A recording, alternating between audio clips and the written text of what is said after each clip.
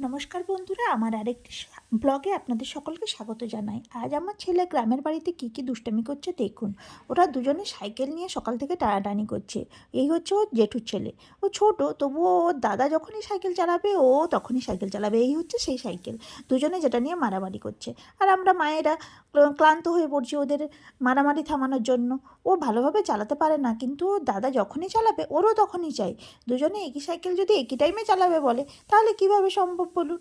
আর এটা ভীষণ দুষ্টু, ওর দাদার পেছনে সবসময় লেগে থাকে। দেখুন কিভাবে দুষ্টুর মতো চালিয়ে স্পিডে চলে যাচ্ছে। এভাবে স্পিডে কি কখনো যাওয়া যায়? কিন্তু ও শুনবেই না, কথা পড়ে গেলে মাথাটা ফাটবে। আবার এইদিকে দেখুন পুকুরের দিকে চলে যাচ্ছে। এই পুকুরের দিকে যাতে না চলে যেতে পারে ওই জন্য ওইদিকে আবার বেড়া দেওয়া হয়েছে। একবার ও পুকুরের জলের কাছে চলে গেছিলো, তারপর থেকে এখানে ওর বাবা বেড়া দিয়ে দিয়েছে যাতে না ও যেতে পারে। কী ভরসা বলুন, বাচ্চাদের কখন যে কোথায় চলে যায়, ওদেরকে আটকানো খুব সমস্যা। মায়েদের তো কাজ থাকে বলুন, কিন্তু ওরা কি আর কথা শোনার পাত্র? কোন দিকে যে চলে যাবে ঠিক নেই। নতুন কি দেব? ছুরি চাই? কি করবি?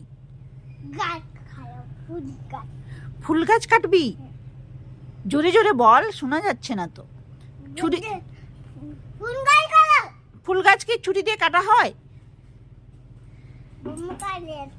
বোম্বুকা নিয়েছে? বোম্বুকা কোথায়?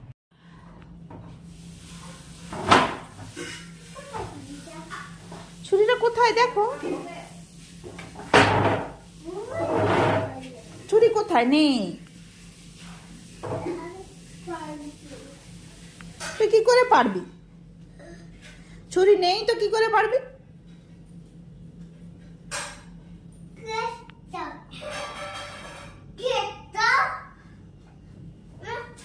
এই ছোটটি আবার ভারী দুষ্টু। দাদা যা করবে ওকেও তাই করতে হবে।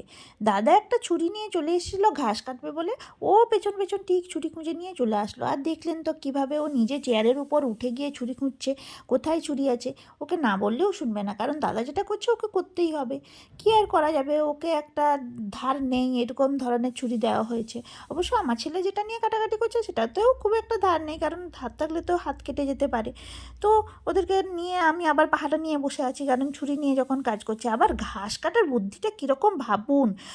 আমরা তো শহরের মধ্যে থাকি, এ তো এইসব মাটি ধুলো বালি নিয়ে খেলা করার সুযোগই পায় না। এখানে এসে ঘাস কাটছে নাকি ছাগলকে খাওয়াবে। ছাগল তো আমার বাড়িতে নেই।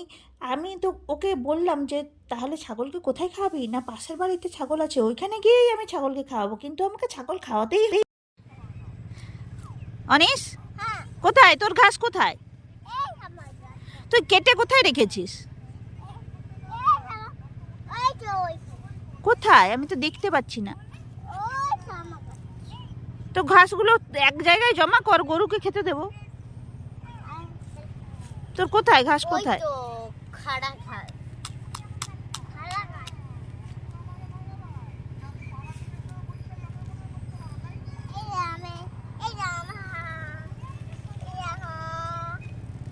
এই এই কটা মাত্র।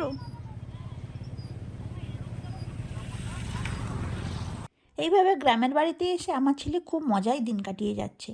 আর আমিও ওকে নিয়ে মোটামুটিভাবে ব্যস্ত আছি, কারণ কখন ভাইয়ের সাথে ঝগড়া করবে মারামারি করবে ঠিক নেই।